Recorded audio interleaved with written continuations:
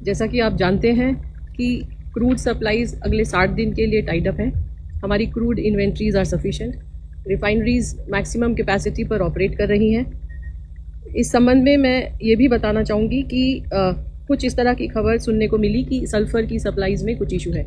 मैं ये बात क्लियर कर देना चाहती हूँ कि क्योंकि हमारी रिफाइनरीज मैक्सिमम कैपेसिटी पर ऑपरेट कर रही हैं, इसलिए सल्फ़र की कोई शॉर्टेज नहीं है।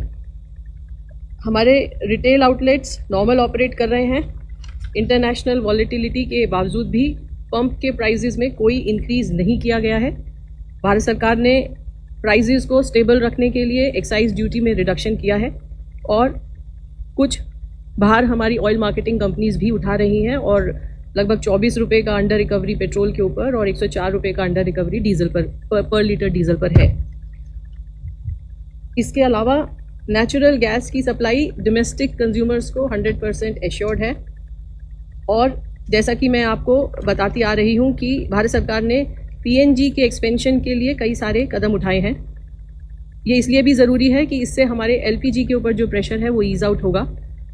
इसी क्रम में आपको मैं याद दिलाना चाहूँगी कि भारत सरकार ने एक ऑर्डर इशू किया था और जिसमें ये कहा था कि 10% एडिशनल कमर्शियल एलपीजी दी जाएगी अगर state government ease of doing business के द्वारा पीएनजी एक्सपेंशन को प्रमोट करेंगे।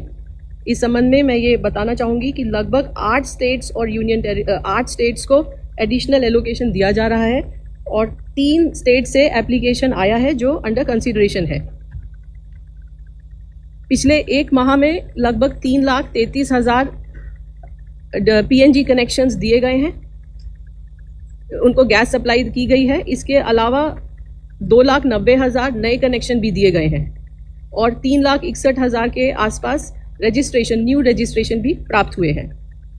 एलपीजी के सप्लाई के संबंध में मैं ये बताना चाहूँगी कि पेट्रोल और डीजल की तरह ही इंटरनेशनल वॉलेटिलिटी के बावजूद प्राइसेस आर स्टेबल।